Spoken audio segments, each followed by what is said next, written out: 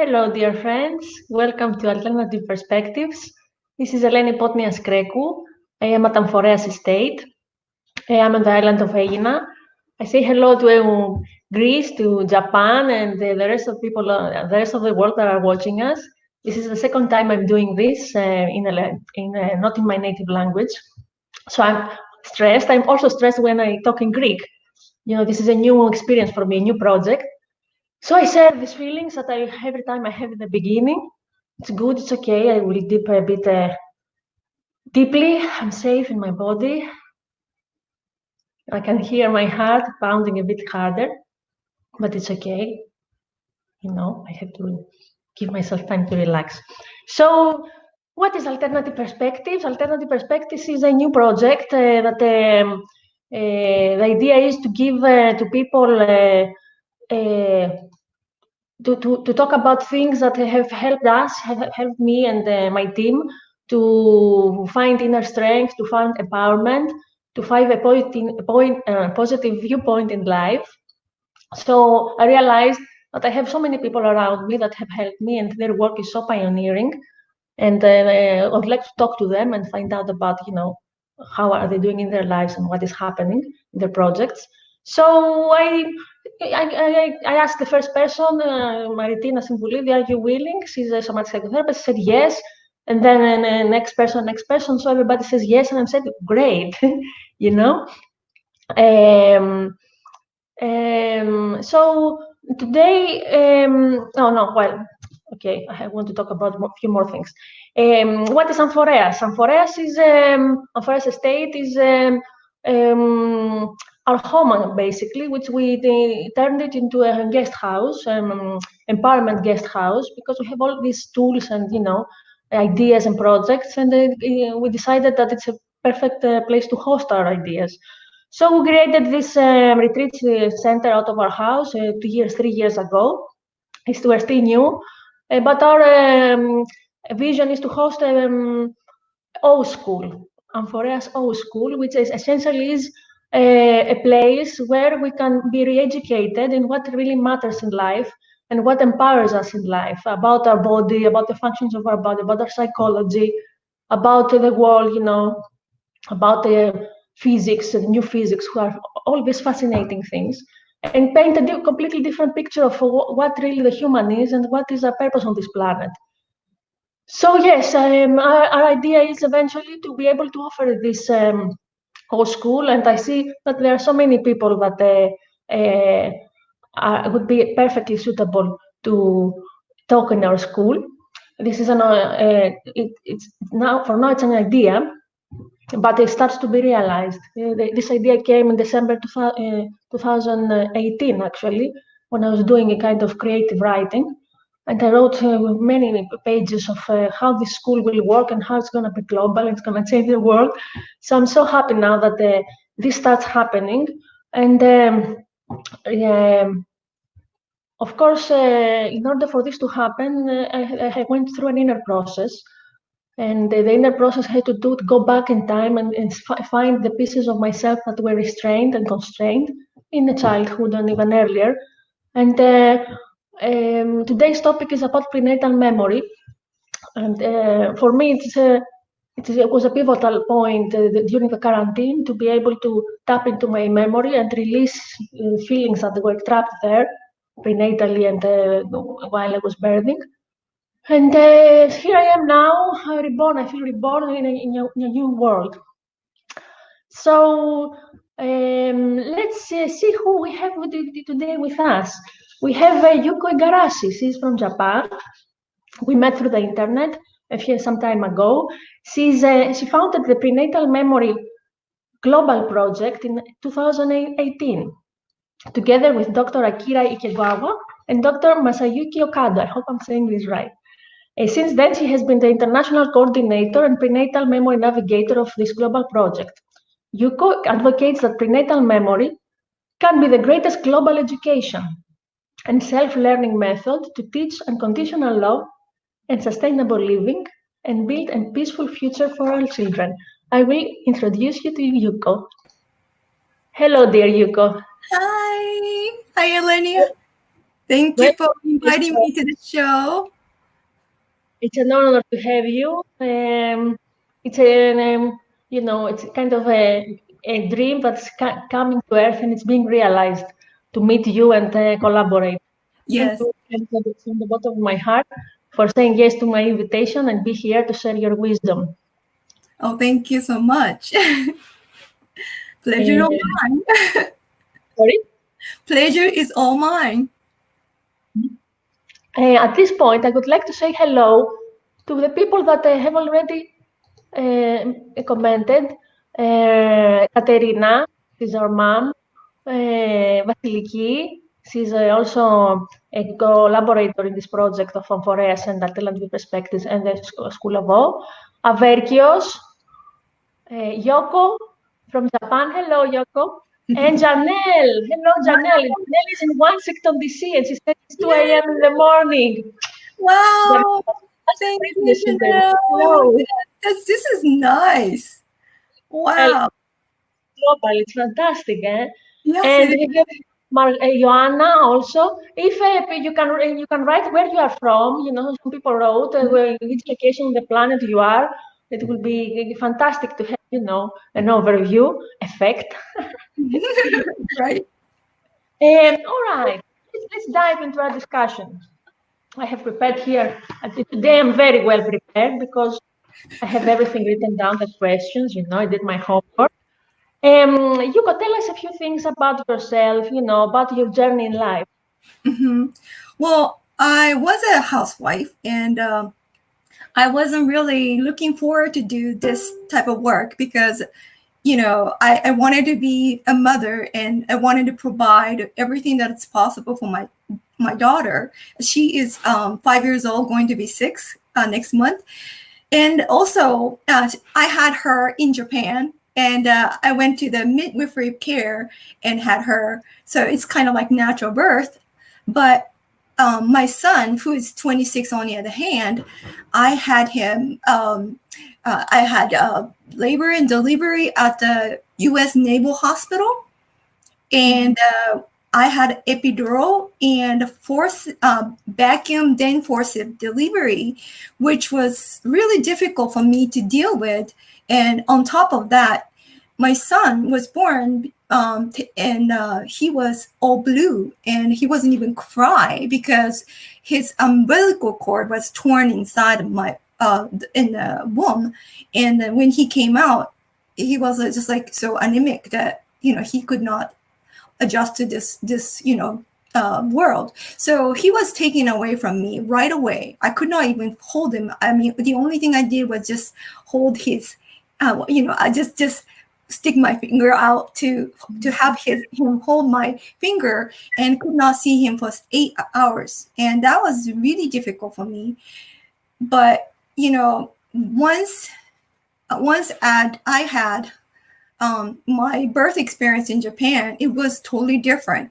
I wouldn't say it was a blissful, the orgasmic birth, but I did not feel like a pain, like what people would be saying. I didn't even feel the contraction for a very long time. It's like, up until like a very hour or so before the labor. And that's when I started to feel the pressure. But everything was fine and went normal. I had a natural delivery, and the labor process was really short too. But my daughter, after she was born, she was really hard child to take care of, and I was a child care specialist, and I was always involved with the education field, so I felt that I knew how to take care of the baby. But my daughter just challenged me, and I really didn't know the reason why until I met prenatal memory concept, and I finally understood the reason why she was the hardest to deal with, because she wanted me to pursue my life, which is to tell the story to the world. And she just knew who I am prior to coming to Earth. So that's a part of that's a part of the journey that I had. so far. So you talk about prenatal memory. That it gave you answers your relationship with your daughter. Can you elaborate on what prenatal memory is? Sure. Can I share the screen with you? Of course. Okay, great.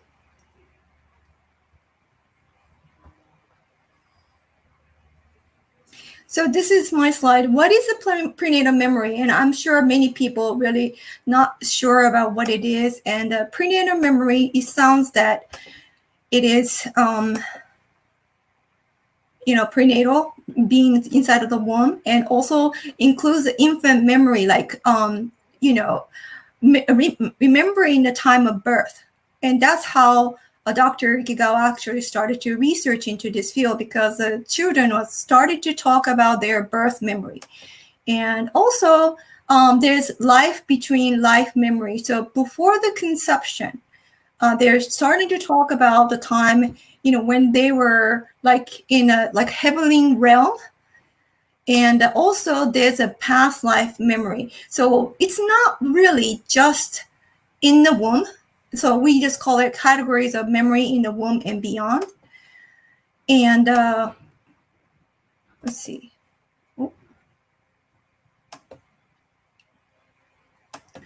The prenatal, they're actually dissected into 3 different categories: and prenatal memory, which means inside of the womb, and the birth memory, and a newborn, infant, and toddler memory. So the children remembering all the detail about, like, say, when they were infant or the toddler can be included as well. And also like conception memory, sperm memory, and ovum memory. And this life between life memory it's just like it's stated, the time before their conception. And a past life memory is when they actually remembering the details of their life and what they went through. Most of the time, it's really tragic memories, and like phobia is included. And I do have a past life memory, and so is my daughter. And it can be actually duplicate memories. Like it can be combining, like, say, the past life memory with the infant memory or the conception memories and things like that. So it's really a wide variety of memory. So if I can give, this is my end of the prenatal memory explanation. Do you have any question about those memories, Eleni? Yeah, I have 1,000 questions, because it really, this is an amazing input in our history and our experience, and it's missing. So it changes everything really if we accept that there is possibility of the fetus to remember, and also to remember pre-conception, what was happening. Right. It gives us a whole perspective about who we are on the planet. And it access information. Maybe now it's time to show a bit a few children talking about their memories.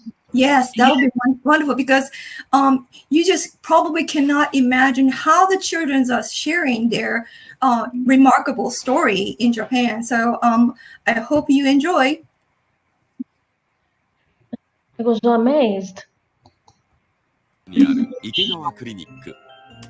院長の池川先生は現在体内記憶の研究を国内で行う数少ない研究者の一人。著書には全国から寄せられた体内記憶を持つ子どもたちの事例が多く取り上げられています。クリニックにはこれまでの調査や研究を知った体内記憶に関心を持つお母さんたちが多く訪れます。868件ですかのアンケートが返ってきたんですね。で、これで見ますと、ほぼ3割お子さんが記憶があるというふうに出たんですね。菊池美咲ちゃん4歳。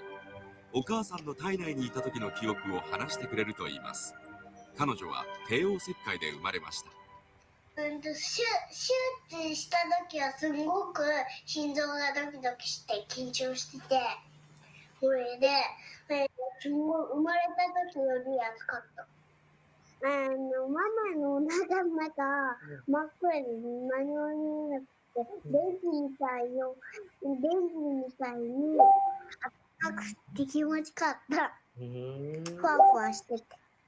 私もこうどうしてるのかな、本当に聞こえてるのかなっていうのが分からないので、名前を呼んでみたりとか、あとこうキックしてみてとか、キックってこうやると美咲は蹴飛ばしてくれたり、たまに。どういう格好してたの、ママの中で。こうなってて縮んでたってこと。こうやってなってる時、どうやって美咲足とかで蹴って飛ばすの？こうやって。うつ伏せになって丸くなり、お腹の中にいた時と同じ動作を繰り返す美咲ちゃんにはびっくり。山北かのちゃん3歳はある日突然お腹の中にいた時の格好を見せ始めたといいます。こんなふうに。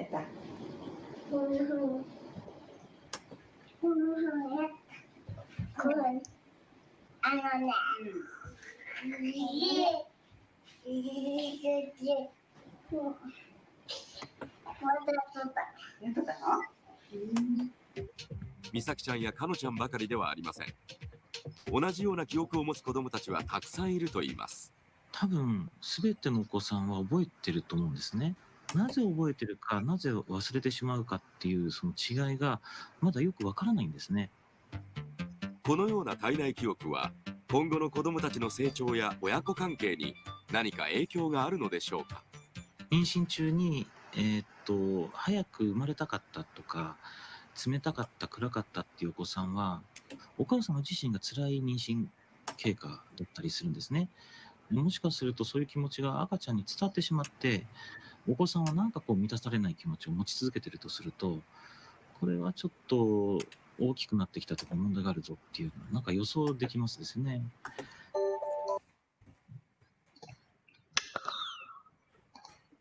Yes, wow, So I think we have the same feeling, so much wisdom there, so much consciousness, and it goes dismissed so far. Can you please tell us now about the Prenatal Memory Global Project, how it came into life and what it is about? What is the inspiration here? Is it possible for me to share the screen again? Of course, yeah. Oops. Right. I'll make it full screen now. There you go. Is that good? Okay.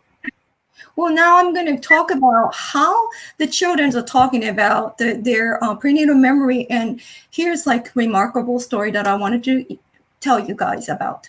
I met Mr. Saito last year, and he told me his daughter's story was actually captured in these books. And Eleni, are you familiar with The Babies Are Cosmic by Doctors Neil and Elizabeth Carmen? Sorry, what is your question? The Babies Are Cosmic. There's a book. Yeah, I've heard about it. I've read the experts, but no, I haven't read it. Right, and her story is captured in that Babies Are Cosmic. She is remarkable. It's actually the result of the conscious conception. What happened was, this is Ayano. She's 1 month old in this picture. She said Oka-chan, which means mother, when she was 1 month old. And like she is saying Oka-san, which is the proper way of saying mother in Japanese, when she was like 3 months old. And she continues speaking words like around 4 months, saying Oto-san, which means father, and arigato, meaning thank you. And around 7 months, she started to like noticing like invisible being around the house. And when she was 1 year and 11 months old, she drew a picture on the wall. I mean, they were living in an apartment. This is what happened. I think if it's just, regular old father coming to home from work, exhausted, and see the daughter drawing all over the wall, you probably would be upset. But he was fascinated with this drawing, and he asked, "So, Ayano, what did you draw on the picture?" And then she said, "It is a fetus, which is in a red circle, an ovum, yellow circle, and sperm in blue." And then she started to draw a picture about the sperm. And around the time, she started talking to the invisible being. And what happened was that this is a drawing of a ovary. And then 3 years old, 3 years and 4 months old, she started to, draw this anatomically correct description of like uterus, sperm, birth canal, and how can she know this information. And what happened was that she is now 26 years old. And then this is Mr. Saito and his daughter Ayano holding a baby's cosmic. And this is Dr. Ikigawa on the right. And let's see. They are having such a great relationship between father and daughter.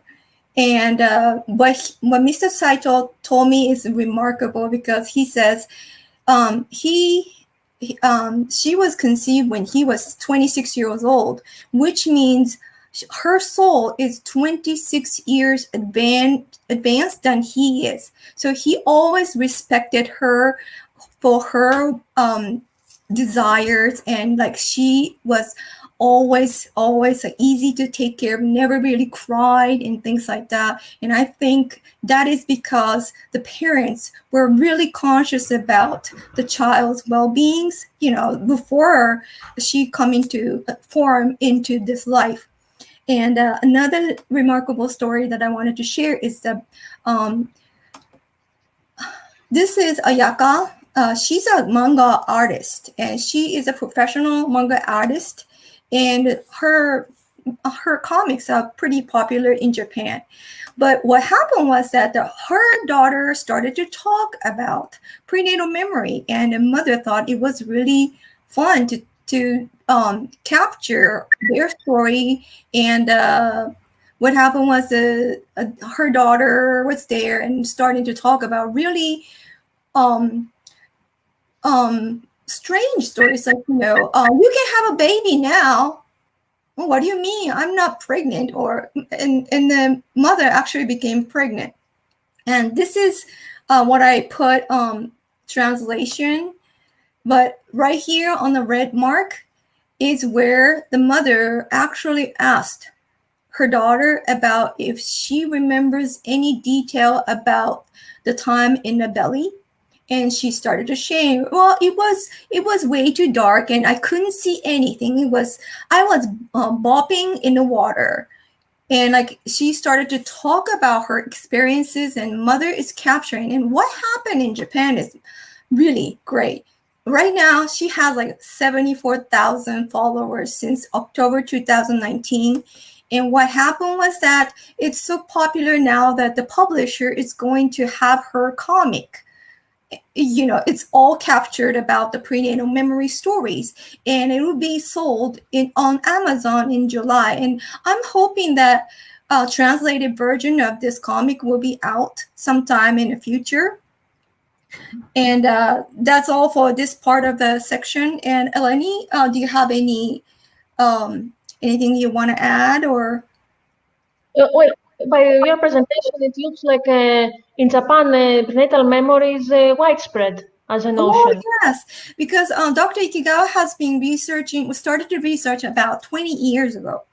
And this concept, although many people are skeptical about it, they're actually, knowing the fact, I think, is creating this, like a 100th monkey effect. So that, even though you're not really believing that, but what happened if you hear that story from your children, And that's what happened to me too. It's like my daughter started talking about her prenatal memory and how she came to Earth, which made me, it's like, oh my gosh, really? I mean, we are connected before you were born. And so I think that's what's happening in Japan. Like many parents didn't really believe in it, but because Dr. Ikegawa's story, and he's doing a remarkable work with, like, the cases, very difficult pregnancy cases like stillbirth or the miscarriage, and or not being able to conceive for years. And he's bringing this perspective that it's really harmonious. It's not, it's not to say, well, you have to do this to get pregnant. You have to have a nutrition that is, all, natural and whatnot. He's just saying that you need to really get inside of you, what you want to do in your life, and how you're going to live your life is going to determine if you're going to conceive or not, because the children are looking for mothers, the perfect mother from all around the world. And, once you have that sort of perspective, I think your life is going to change. I think what we have been missing so much is that show respect and acknowledgement for children, for what they are. We have been misinterpreted them as small, as incapable. Right. And I think if you grow up with a sense that you are incapable and small, this follows you for the rest of their life. It's not children feel small, adults don't feel small. If children are being brought up as small, they feel small their whole lives. So if we acknowledge what we are saying now and give children the real value in our lives and in their own sense, how different the world will be, because adults are gonna have the completely different foundation of psychology and perception of self. Exactly. It's not like, your children belongs to you. The children of the other one actually, selected us. They're the one having big heart and compassion to come to earth and to take on this, the kind of like lifelong contract and how we are going to be living on this earth. It's kind of like, you're learning about yourself through your children. And I loved what you said before about, don't remember the man's name, the father said that my daughter is 26 years advanced, more advanced than me, because she was born when she was 26. Such a completely alternative perspective to approach your child and acknowledge its wisdom. It's amazing. She's 26 years old, meaning that the guy, the Mr. Saito, is actually recorded all these, the prenatal memory 26 years ago. So that means before the Dr. Ikigawa was famous and talking to people around Japan, they were parents who are conscious enough to actually taking notes of what the children are saying from 26 years ago. Isn't that pretty fabulous? And what if we can do this in a global level? Talk to us about the global level and the global project that you have. Yeah, if I can talk about like a little history about how it became about in Japan, I have another presentation if I can share with you. So, we are listening to the children's really remarkable stories, but is it fantasy created by children? The concept of prenatal memory can be considered as fantasy, but prenatal memory can be regarded as the gateway to deeply understand consciousness and also to capture children's pristine knowledge of multidimensional experiential aspect of the inner life soul.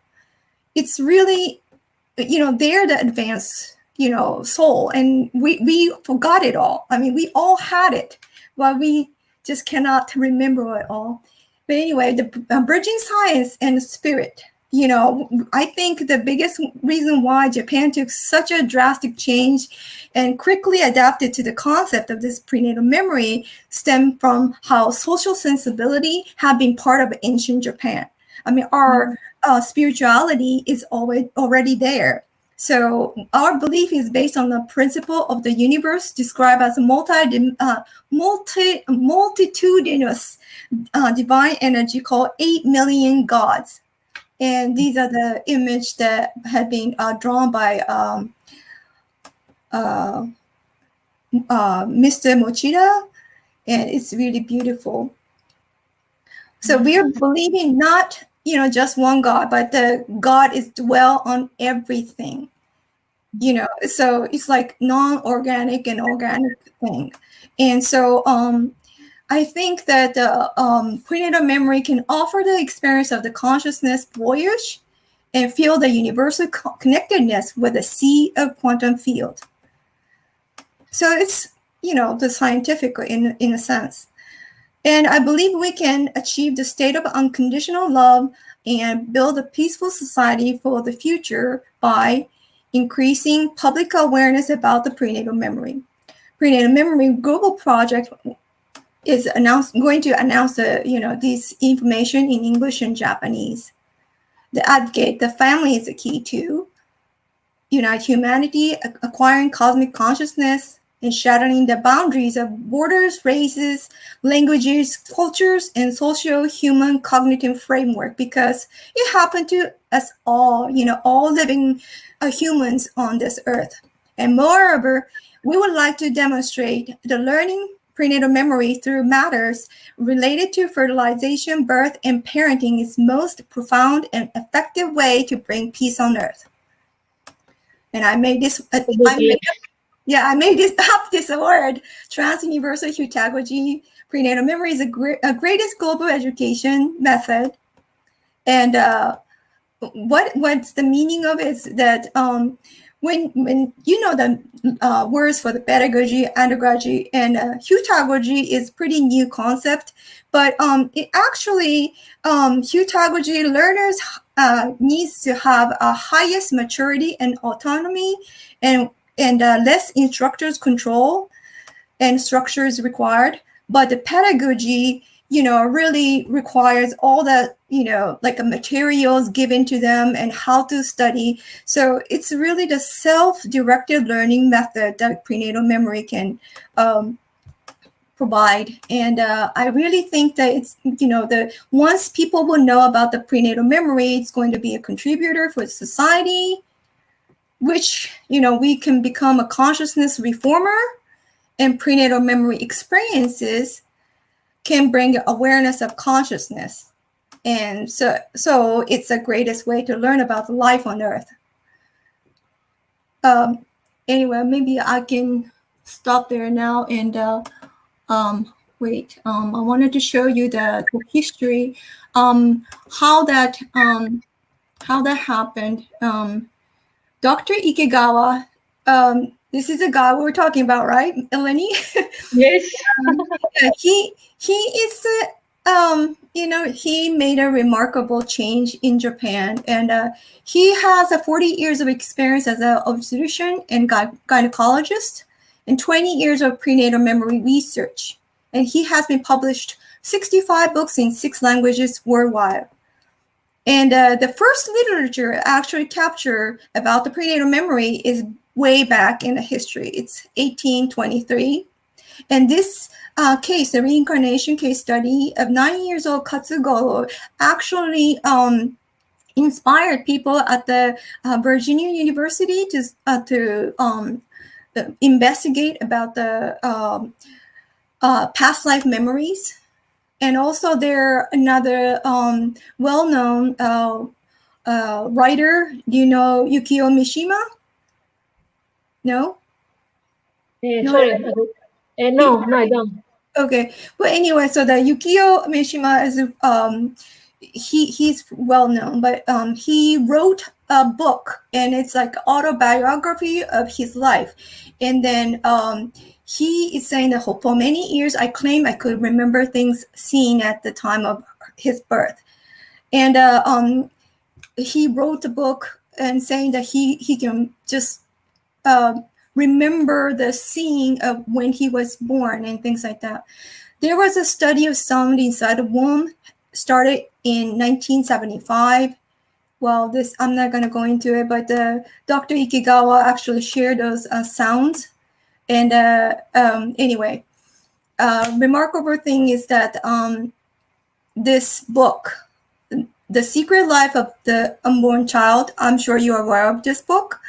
It was released in Japan back in 1987, and it was quite a hit. And also the David Chamberlain's book. And there were studied, researches has been done in Japan. So many people started to think this prenatal memory, starting from the sound in the womb and how the children are remembering all these, started early on. But and they even have a government-funded research conducted back in 1988 and 1989. That's the part of the reason why Japan is really getting to know about this fact. And 1992 was an epoch-making year for the prenatal memory. There were articles and books and a TV program showing about the prenatal memory. But what happened was in 1995, there was a Tokyo subway sarin attack. And after this incident, that prenatal memory was considered, it was spiritual and concealed by the media. But the next year, the professor of Fukushima National University, Mr. Fumihiko Ida, is actually talked about the existence of soul. And you can actually have English version of this book, and it's quite remarkable. Dr. Ikegawa, Dr. Okado, and myself were actually, chose this path because of this book. So it's really a great book. And you said we can download this? Oh, yeah. You can download for free. And probably you can share the link with the viewer. But this was it says, from the materialistic point of view, the university professor, a business, and talking about business, but yet he was talking about his spiritual experiences, and that's why he got so much credibility, talking about a existence of soul after death, and what is the life. And he's the first person in Japan really used the word the memory in the womb and things like that. And then the Dr. Ikegawa, Dr. Okado got inspired by this book and started to research.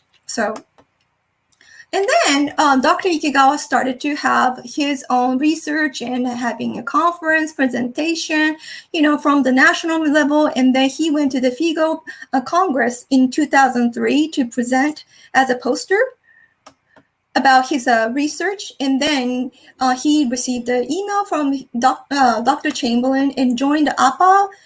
And then right now in Japan, there's a Prenatal Memory Education Association was formed in 2017 to spread the prenatal memory to the world. And that's how how it developed in Japan. So it's really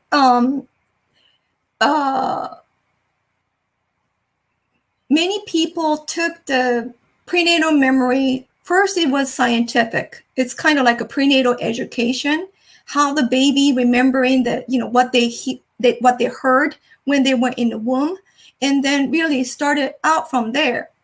But I think we had really, remarkable turnout, and that's the part of the reason why many people started to accepting this fact. Although maybe not everybody's believing it. Yeah, I know that all these things happen in Japan and that there has been so much scientific research, and because it's important in our civilization to back things up with scientific research. So we have the research, it's easier to talk about things. Right. Although experience overrides everything else in reality, but yet I would like to talk about a bit about some comments that we have, some very nice warm comments. Vasiliki says that such revealing the information is very revealing and very moving. Wow. And that the idea of soul consciousness gives the most essential and necessary perspective in creating and giving life. Nice. And Maritina, she she says that she's very moved by what we share and their absolute truth. That the information coming from the children is magical and opens the window. It's magical. It is open like a window, but then it shuts. And that she herself doubted what she heard from her children. Oh no, she doubted what she heard, that maybe it was not true. But now we are moving to a situation on the planet that we acknowledge the children for the small gods that they are. And she says, thank you for opening this topic. Εμείς ευχαριστούμε, Μαριτίνα. Thank you. Thank you, everyone. It's so fascinating to receive the comment on live. I mean, how great is that? And you're living in Greece and I'm in Japan. Technology. And we have from Yukiyo. It says, Yuko-san, I'm watching and listening your presentation now. Wow. All those comments are wonderful. Hello. Yeah, Yukiyo. Yeah, she is few people that knows about what I'm doing in English. So it's really encouraging that I'm having that people watching this and writing a comment in English. Yay! Thank you so much for watching us, for being here with us. I always say that your participation is so important for us. Like we are opening our wings, but with your comments and your participation, our wings become bigger and we fly higher. So thank you. Yes, it's essential because we did this talk before between ourselves, but now it's a completely different story. But I'm aware of time that we are already 42 minutes in the presentation. Oh my goodness. So yes, we have to move a bit faster now. Are you going to show the video next, maybe? Well, I think it would be interesting to talk about briefly now, because you touched upon the issue of prenatal memory, and good. Maybe we just can talk about this now, like the prenatal education. It's when it comes to parenthood and to have this concept, what it is about. Prenatal education, it's really Dr. Ikigawa's emphasizing on communicate with baby in the womb, and that's where it starts.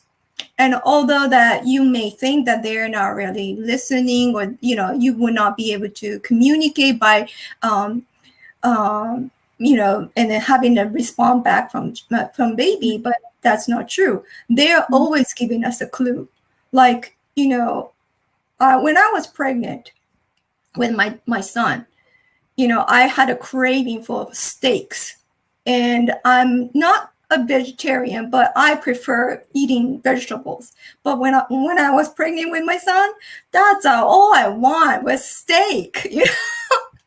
And that was really strange. But after eating it, and I get this satisfaction, and then I'm like, oh, I don't feel good, and I just it comes back up, and I know that was a satisfaction that my son wanted, and not really my desire. You know what I mean? So I think we are receiving all these cravings, or wanting to go do something, spontaneously, sporadically. But those are the actual voices of our baby in a womb. So once you realize that is a communication you're having, it's your intuition, it's a telepathic communication. And so I think the prenatal education is not really to listen to the classical music.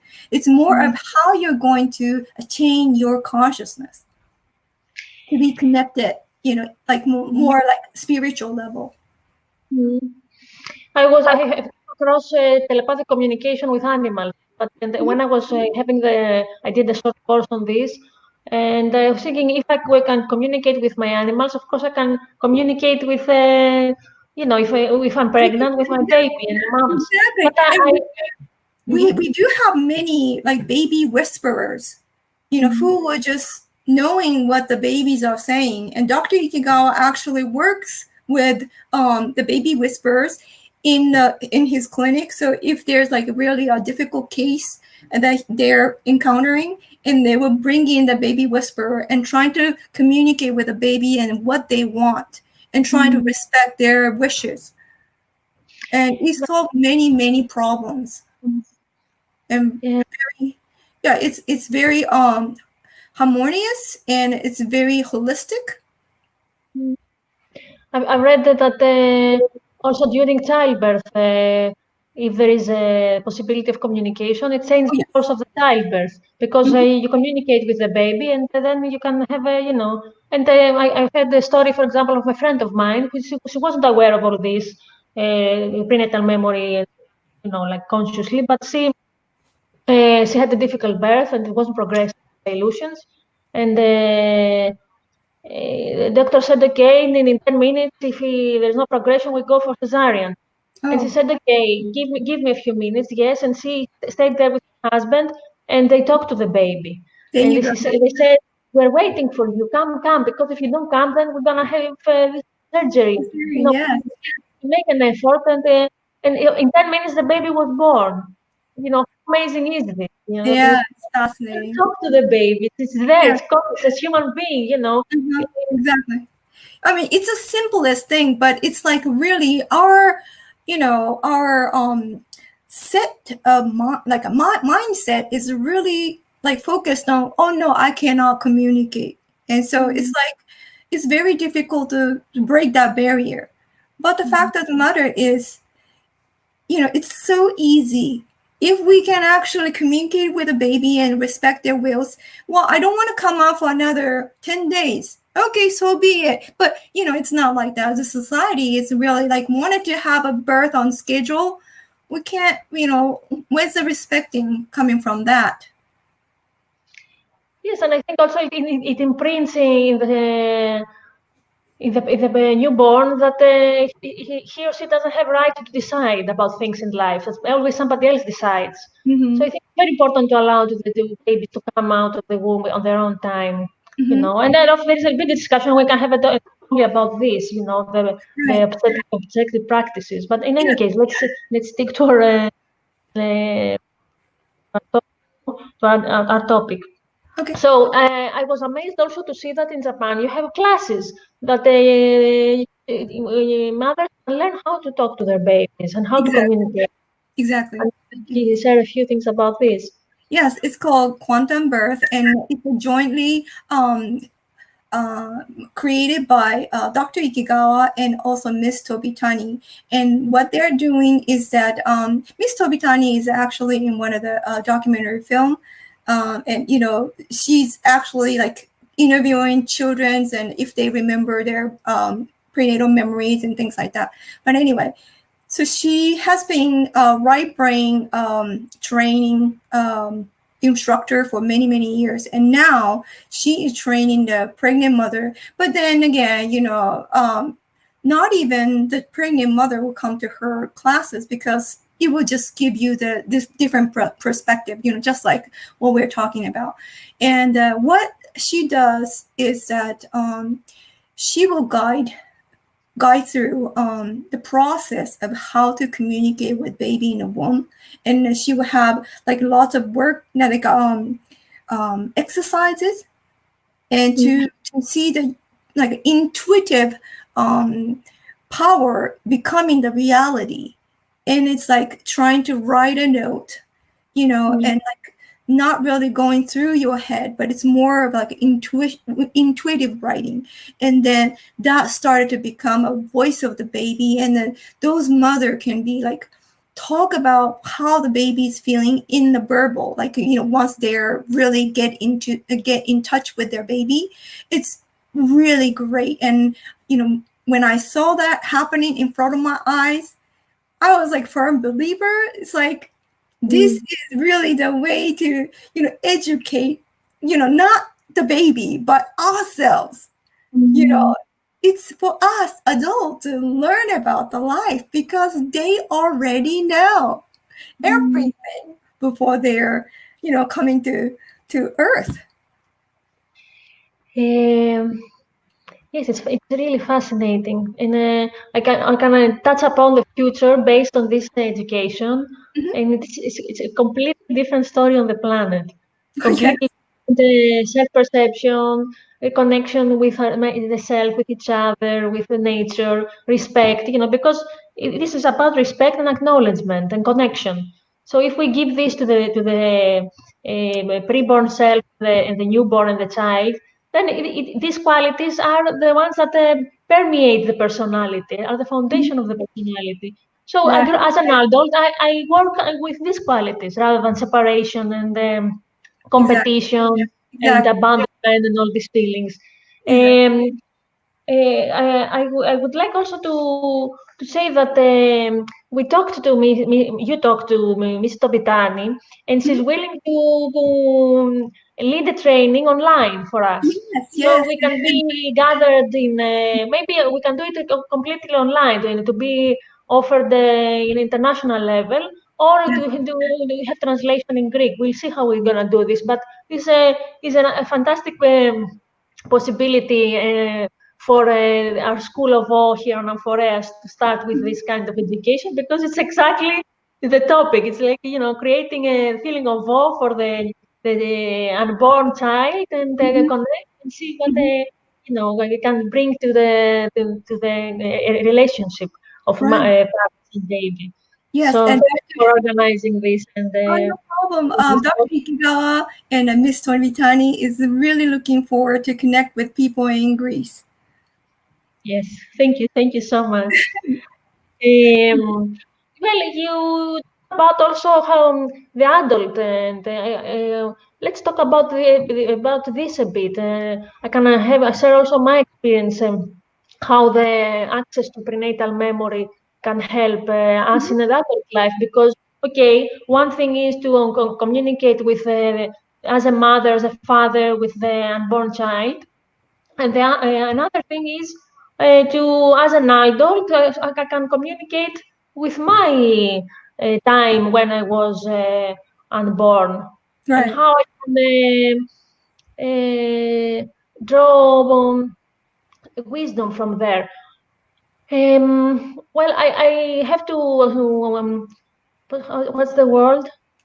Confess. I have to confess that if it wasn't for this work that I have done with myself to access these parts of me, of mine, I wouldn't be here talking to you. Right. To Yeah. feel yes, because due to the fact that I had a specific kind of birth, it was natural birth, but I had it was hard for me to come out of the womb, and Oh. I was kind of stuck in the birth canal, and then forceps had to be used. So for me to come out from one situation to the next level of life, it's always difficult. It was always hard, Mm-hmm. and I never realized why. It was just my reality, And I Mm-hmm. always wanted help from others to move to the next level. But without the others, I couldn't do the next step. And Mm-hmm. through my somatic psychotherapy sessions and another education I follow, it's called focusing, where you go and you listen to this. It's a language to talk to the subconscious.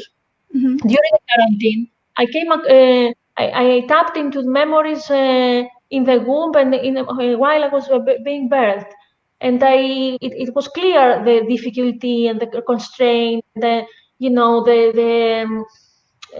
heavy feelings involved, and I identified these feelings as my adult feelings every time I wanted to do something new in my life. So when I stayed there with my inner with the fetus part of myself, I talked to it. Welcomed it to earth. I was. It was very emotional, of course, and I also Mm-hmm. talked about this in the previous episode of Alternative Perspective with Janelle Miranda, who is a and perinatal psychologist. Yes. Um, so yes, by being there for myself, being a mother for me, and this empowered me so much. Now all this story can happen with alternative perspectives, and I'm connected with Janelle last week. She's in Washington, and now I'm connected to you, and we talk about these things, and I feel a bit stressed, but not enough so that I don't do this, and it deactivates my creativity. And I really believe that by coming in contact with my prenatal self and the newborn self, and then saying words of nurturing and being present for her and loving her, it really changed the foundation of my personality. Right. And now I feel much safer coming out in life, and sharing this. Let's see, we have some comments. Let's see what people are saying. That's part of the reason why, I mean, it's like repainting your, like a portrait, your own portrait, like you're rewriting your script. And, once you are aware of the existence of soul and the purpose of life, it's kind of like eye-opening. Yes, for me it was particularly to how to say it was there was a tie to untie these heavy feelings that were related to my birth and acknowledge the heroic act my inner my baby self did, and I think that was releasing for me. So at this stage of my life, of course, because now, yes, I think it's a good time to talk about the overview effect. Okay, yeah, sounds great. Yes. Yes, when we have had difficult births and difficult childhood and maybe constrained gestation experience, this is being the foundation of our personality. It holds us back. We always carry this burden. But when we release this, we see these experiences, we release the feelings, and we take care of the baby self, and different reality can happen because I perceive myself differently. And now, in this state, I can have this overview effect we're going to talk about now more often. I had it before, but now it's like, I feel this connectedness, this expansion. I see, wow, it's such profound change and experience in the world. This is amazing. If when I feel the empower the prenatal self, and it makes me go back to preconception also. This, to have this wisdom available, it's a completely different life that how I experience it. So I wanted to share this because it's my personal journey, and it's so strong. Great. Thank you. Yes. Cosmic consciousness and prenatal memory, it's really hand in hand. Shall we air the parts of the overview effect documentary? Yes, please. All right, let me see how to do this. One moment. Okay. We are already 1 hour. Sorry, I talk a lot. I knew that this would be, because it's so. What is visible now? Yes, it's so rich topic, that we can say so many things about this. Okay. So yes, let's see what we have here. It's a part of a documentary, short one. It's 20 minutes. Not a documentary, kind of, short introduction. Yes. Introduction to what the overview effect is, and we chose a few more minutes to show you. Who's ever gone to the same thing, because it really is striking and it's really sobering to see this paper thin layer and to realize that little paper thin layer is all that protects every living thing on Earth from death, basically, from the harshness of space.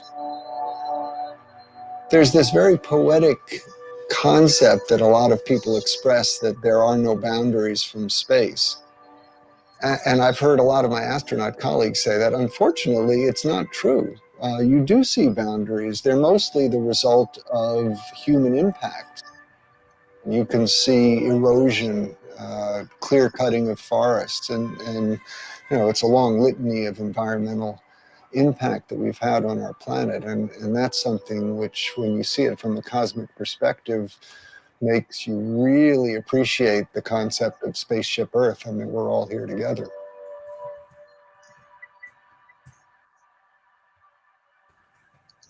After I came back and tried to understand what this experience was all about, I could find nothing in the science literature about it. and nothing in the religious literature that I looked at. So I turned to the local university and asked them to help me with what I saw. And when they came back to me a few weeks later and said, well, in the ancient literature, we found a description called salvakapa samadhi. And they said that means that you see things as you see them with your eyes, but you experience them emotionally and viscerally as with ecstasy and a sense of total unity and oneness. And I said, well, that's exactly what the experience was. And so it's rather clear to me as I studied this, it wasn't anything new, but was something that was very important to the way we humans were put together. Many of the great wisdom traditions of the earth have pointed to what we're calling the overview effect. That is to say, they have realized this unity, this oneness of all life on earth and of consciousness and awareness. Within the Western tradition, I think it's quite new and quite shocking because there's been much more of a sense of separation. But if you look at other non-Western cultures, especially in Asia, the emphasis on those has always been on realization that the self and the world are not separate from each other, but that they're really interconnected, that the individual self and the species as a whole is a manifestation of the larger whole.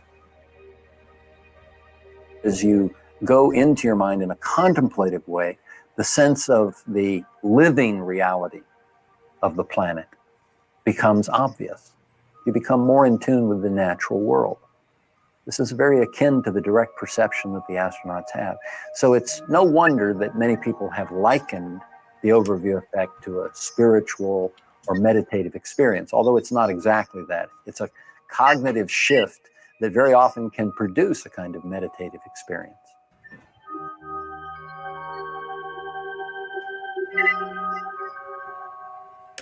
I'm sure we all interpret it somewhat differently. I know some of the fellows that go right to a religious explanation. I didn't. I went to more science explanation. And I think all that's wonderful. That's what it takes to build a civilization.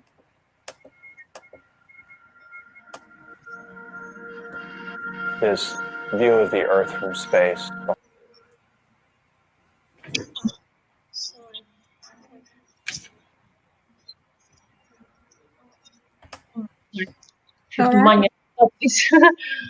Wow, was I lost my words. Amazing. I can't imagine. I can't imagine how they feel because the description of samadhi relates to how I'm feeling. You know, right. And so, but just by realizing that is definitely only going to be focusing on yourself, unfortunately. But how can we have this cosmic perspective and then to spread among people? And I think that's what we have to challenge. And and if I can show you some of the the correlation between a prenatal memory and an overview effect, I would like to show some few slides. All right. Thank you. So this is Mr. Frank White talking about the overview effect, and I'm not going to go that. It just we're on the spaceship Earth. We're the crew, and we need to work well together as the crew of a spaceship Earth. And I think that is where we are standing right now. And there's 3 common senses that the astronaut receives: experiencing awe, self-transcendence, and perspective and identity. But how many people actually travel out of the Earth to experience in that? It was only 558 people from 38 countries as of April 2017. That's not very much, I think, because we're like 7.6 billion people when I was, created this slide. So, to have a cosmic consciousness and prenatal memory, how does that correlate? I wanted to talk about the overview effect. You've already seen it.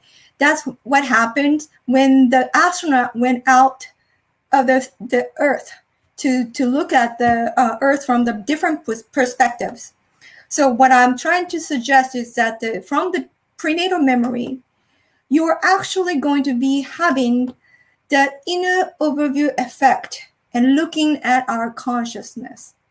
And well, this is what I want to share about that. And also what I wanted to say is that, sorry, I slipped. Sorry, I want to go back to, boy, I lost it. Is it here? Nope. Sorry. Trans universal, futurology, future event genetics, quantum, future, power of art, right here. Okay. Mhm. What I wanted to talk about is then how can we tap into this cosmic consciousness? And I believe the prenatal memory with a combination of art is going to be the key. I've experienced with expressive art therapy, and we had a workshop to trying to find out if this is really possible to do. And so we had 2018, we had a prenatal memory artwork combination of expressive art therapy and prenatal memory back in 2018. And there were 70 people participating in artwork, and total 100 participants, parents and children 3 years old and mid-teen. And there were a few single adults, but it was like a parent and a child kind of event. This is a flyer from the event. And this is me. Let's skip through. And this is what we did. We tried to have look at our own soul to create this, the molding image of our soul with the clay, and also drawing the picture of our soul. It's like, how do you feel? We did a group meditation and then work on this drawing.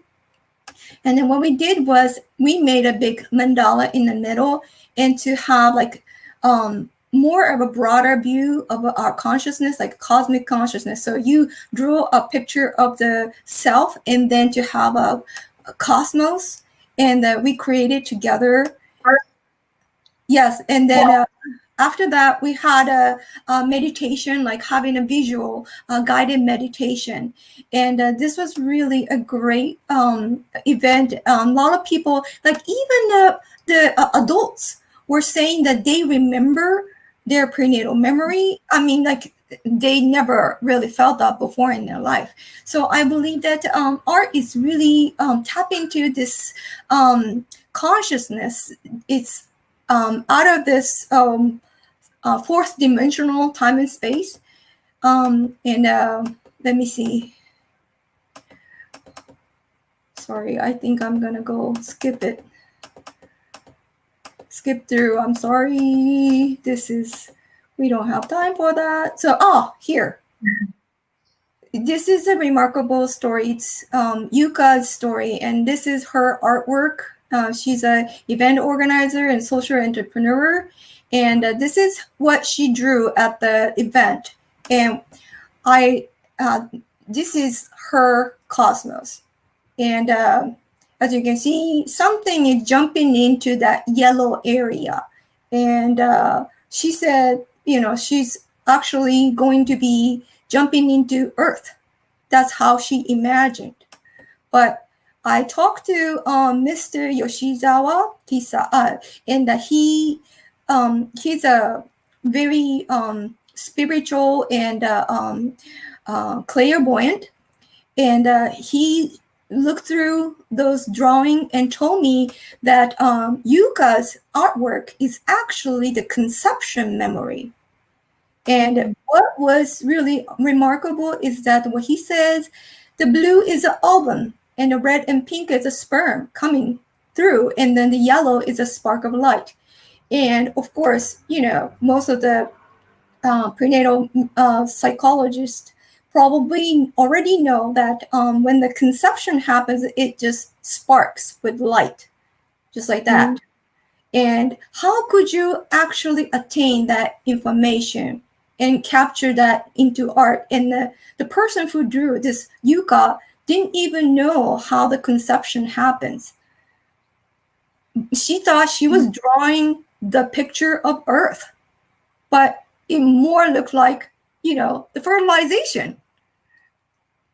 Well, it's amazing that it seems that there is something in us that observes this process of conception. It's not inside the cell that are uniting. It's an observer.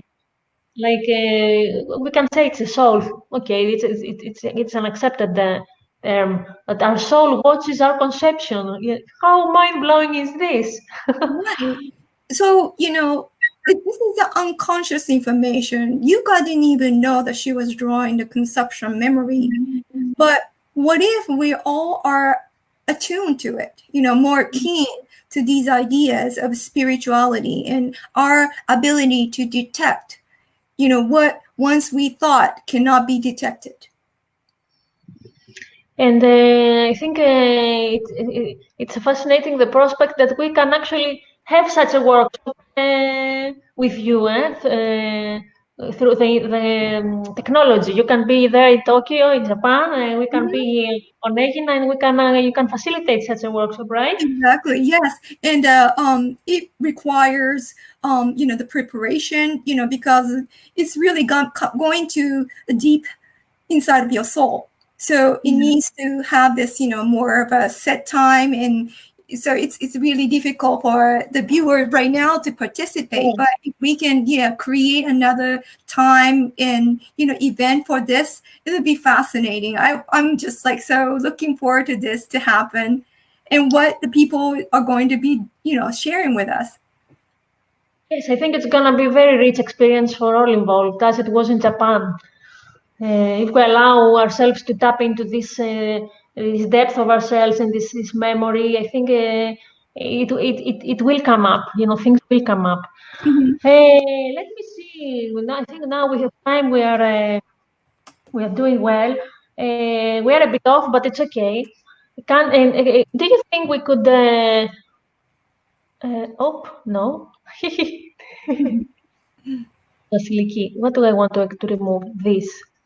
All right. Let me see what I have written here. I think, could we show the Dear Mommy video? Oh, Yes. nice. While I prepare it, you can talk to us about what this is, what we're going to see. Oh, the Dear Mommy. I can show you. This was a drawing of my friend created. It's actually for her friend who was pregnant at the time and felt a little bit nervous about the pregnancy and birth experience, because I guess the friend wasn't confident enough to be a mom. But what happened was that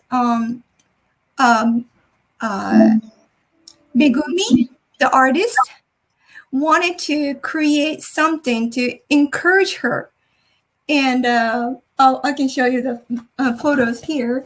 This image came to her mind, and the rest of the story was just like came out so quickly.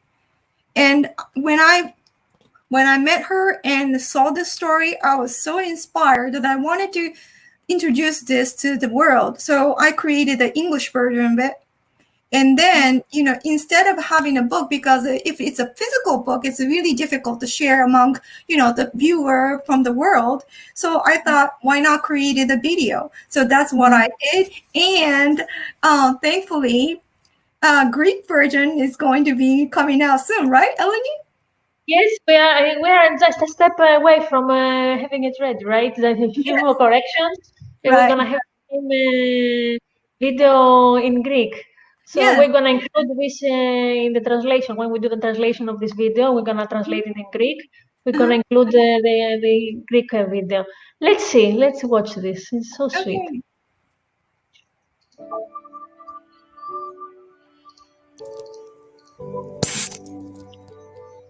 Can you feel me? I'm so tiny. I don't have a physical form yet, but I am alive. a dense awareness within this life form. I was watching you from the sky. I saw your smiling face and your sad face with tears. I've been watching you for a long time saying, hang in there. After a while, I started to feel love for her. I wanted you to be much happier than now. I really wished for her happiness. So, I decided to be with her. I want to be with a very beautiful and friendly lady. I will make her smile, and I will make her happy. I will tell her how much I love her. I bet she'll be so happy. That's why I want to be with her. I will do my best to be with the person I chose. I'm gonna get ready inside her belly. It's blissful and tickle a little. It's so cozy. She often feels anxious. I'm wishing her to smile and to be happy. So I want to tell her, you're not alone. I'm already here. I want to tell you, you don't have to worry anymore. I still have no physical form yet, but I am alive. I am snuggling with you and sending you a bunch of love. Whenever you feel sad, I am here for you. I will always be with you. So keep smiling with me, will you? Please? I'm hoping my voice will be heard by my precious mommy that I chose. And I hope you will notice that I am here.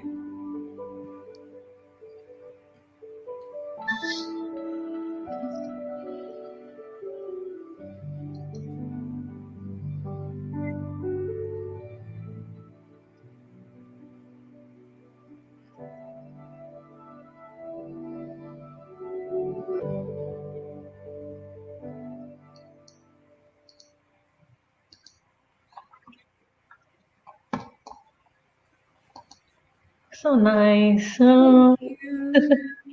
Well, it's inspiring that it's actually translated. It was the original one is Japanese and translated in English and Serbian and Greece and Chinese. I mean, it's not out yet, so I'm hoping that it's going to be translated in many other languages. I know it's really difficult because I'm only fluent in Japanese and English. Other language is a little bit difficult to deal with, but I'm really hoping to convey the message in different languages so that it's easier to accept as the babies are choosing the mom and coming to her to fulfill the happiness for their mothers. And what if you're the one chosen? All moms across the globe and a child is choosing you. How important and message is that? I mean, it's so precious.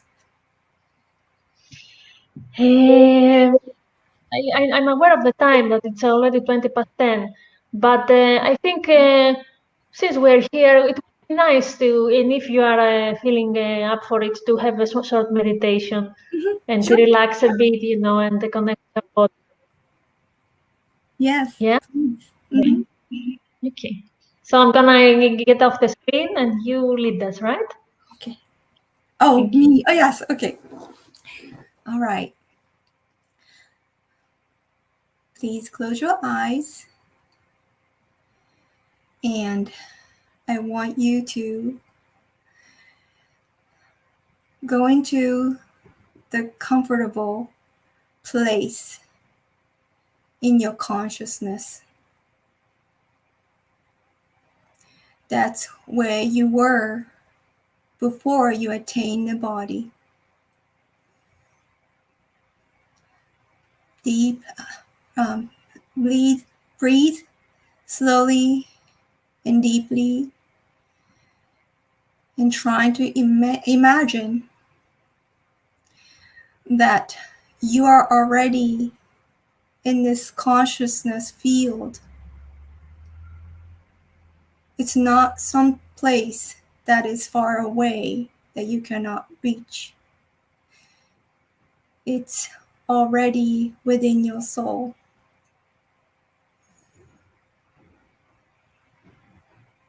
I want you to feel that place of love and compassion.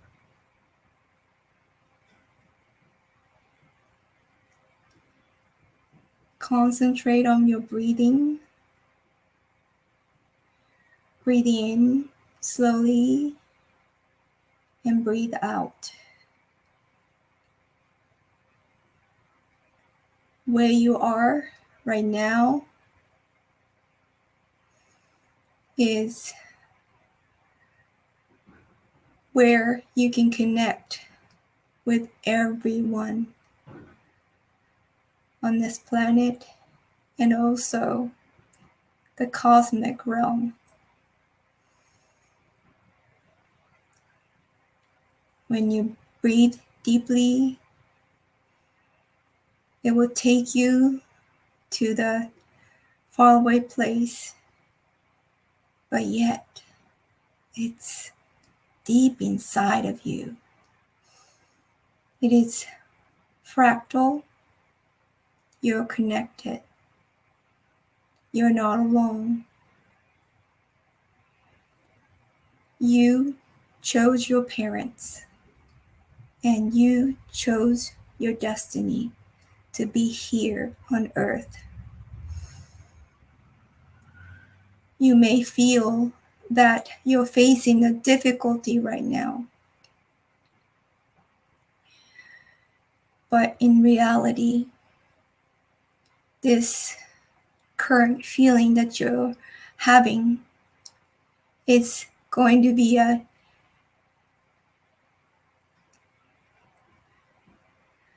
guidance, and it will provide light within your soul. Trying to attune to that soundless sound.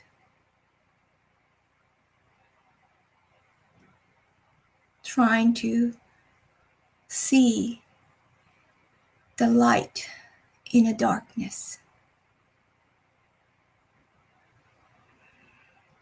You don't need to have any indication because you already know.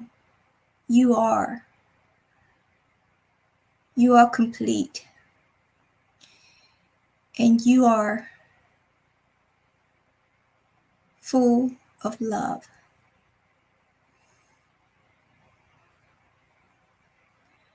Feel that connectedness. There are many, many people on this earth feeling the same way as you are. And now we can connect with people across the globe, trying to convey the message that we are here to unite us all.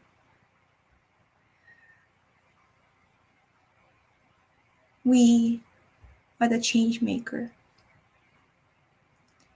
We are the peace creator.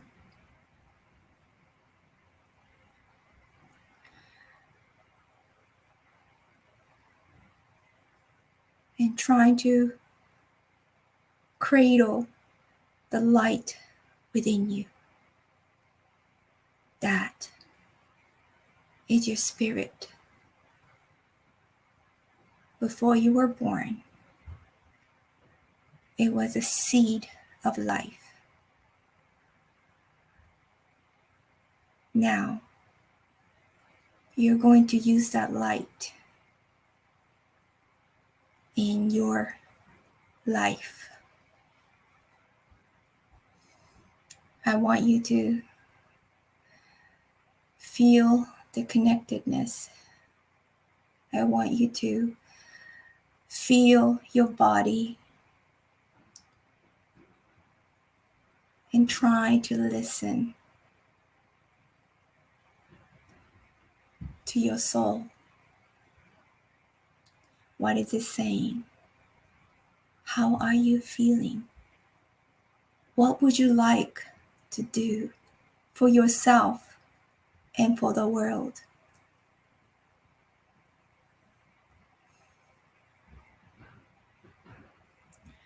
Let's focus on our breathing.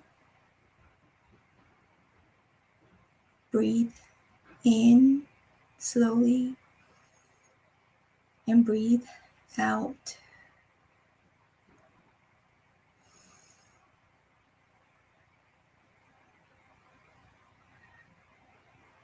And I want you to feel your body. Try to move your eyes and feel your body connected to your chair, your floor, the senses of your body.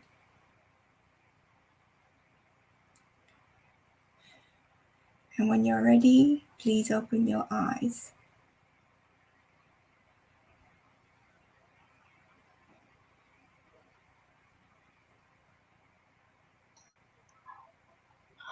Thank you so much, Yuko. You're welcome. So relaxing and, connecting with this part of ourselves, which is always here, really. It's the force of life. Yes, it's not like somewhere out there to experience. It's already here. And it's fractal. So, once we understand that connection, I'm sure it's going to be easy. Easier. As a next step for sure. Great. I think we covered what we needed to cover. Let's see what happens in the comments. Okay. Mariana says before that some time ago that there is a very nice flow and this is a great topic. And Siliki says this is a huge, profound, and rich topic. We could listen to you for hours. We can arrange this. We have some ideas of how we can share this wisdom with you. Maritina says, great to share all this information with us. Connection is already around us. Thank you both. Thank you. Being with us and shining your light, Maritina, to us. Maritina is the first person we had an interview with. We initiated this idea together, and she's also my somatic psychotherapist. Oh, so yes, it's a multifaceted collaboration. And Joanna says very touching. Yes, it's heart opening. All this information is heart opening. Yes, so there's so much information. I'm so sorry that I kind of like run through it. No, it's okay. I mean, we connect, and such a huge topic, and I think it's normal. Okay, what I wanted to share now as a closing. Your contact details, where we can find you and where we can find your work. Yes. And I prepared here. Here you are. This is the site where you can find information about Prenatal Memory Global Project in English. And I also would like to show your site. Okay. So that I stress that yes, that there is a possibility there to download for free an exceptional book by Dr. Ikegawa about prenatal memory and how parenting begins from the baby time in the womb.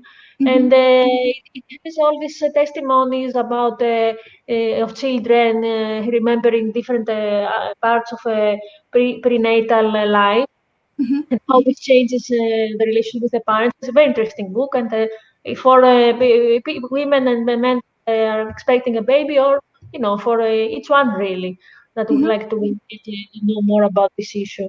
And also, let me. You have a blog that you write things. Right. Yes, I do. And there's also 2 English books published by Dr. Ikigawa, and those are available at Amazon, so you can purchase. But all right, can you please read the titles? Yes, it's I Remember When I Was in Mommy's Tummy, and also the other one is I Choose You to Be My Mommy, and those 2 titles are available. But this has been translated in 2016, but the original content was first book that Dr. Ikigawa actually wrote in Japanese. So this information is quite old, to be honest. So that's why I'm hoping to translate his recent work, because it's really fascinating. Please do, because I have some connections here in Greece. We can also see if we can print it in Greek. I'm working. Yes. Things are developing. Okay. Well, we have one more exciting announcement to make. Is that we're gonna have with us in a future alternative perspective episode Yuko and Dr. Ikegawa. He's the researcher of prenatal memory. We talked about a lot about him in this episode. So we asked him if he would like to participate in our talk, and he said yes. So I was so excited about how this thing is unfolding. Thanks to you, Yuko, and your willingness to share your work. And our next meeting to talk about prenatal memory is on the 21st of June, which is during the summer solstice, quite significant to talk about this issue, this specific, the biggest day of the year. And we're gonna meet again 9 a.m.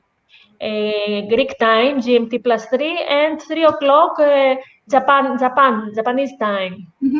So, and also I would like to invite you, in the meantime, we have 3 weeks. If you would like to share your stories, your feelings about our talk now, or questions that you might have for Dr. Ikegawa, we can directly ask him in our show. So please use this address to send us any below here. Yes, fantastic. To send us your questions or maybe memories. And let's see what's happening in the comments. We have Andriana. She says, thank you so much for sharing, and well done for approaching this profound depth through art, which is often forgotten in the face of science. Here you see the marriage of art and science in the most beautiful way. Thank you so much, Adriana. Yes, you're absolutely right. And Adriana is a very important person in our lives. She's a teacher of ancient Hellenic dance. She's a keeper of wisdom of this ritual movement, Hellenic culture, and she's teaching Vasiliki at the moment. And they're creating a new method. Vasiliki is creating a new method. And she was talking to me, and maybe we'll see what we'll do about this. How dance also can connect us to our prenatal memory. Of course, yes. Expressive art therapy involves music and dance, and the drawings, and all kinds of expressive way. It can be anything. It can be write poems, and anything that you prefer. It's preferred method. So that's the beauty of it. We have so many tools, and we have also the tool of the internet to take advantage of all this. Now distances are annihilated. You're there, we're here. It doesn't matter. So I would like to thank you, Yuko, from the bottom of my heart, for your participation, for your sharing, for your willingness to do this, and we have all these future ideas also. It was a big pleasure to have you, an enlightenment event it was, and I hope for the viewers too, you enjoyed it. Oh yes, definitely enjoyed it, and I cannot wait to hear what Dr. Ikigawa will be talking about, to the international world, because he really hasn't been out and expressing what he learned about for 20 years. And, I can only tell you so much, just really the surface of it. So, now we got an expert on our shoulder. I think it will be covered. Yes, yes, for sure. Yeah. Averkio says, thank you so much for this new understanding of reality. Very important and profound. Thank you, Averkios. All right, so I think we reached the end. I wish we could continue, but we are already 1 hour and 36 minutes in, and we'll have a continuation, of course. Have a great Sunday, a great new week. And thank you again, Yuko, and kisses to everybody around the world that is watching us. Yes, we send you a love. Thank you so much, and we'll look forward to talk to you again. For sure. All right. Thank you all. Have a great day. Bye-bye. Bye. Thank you for being with us.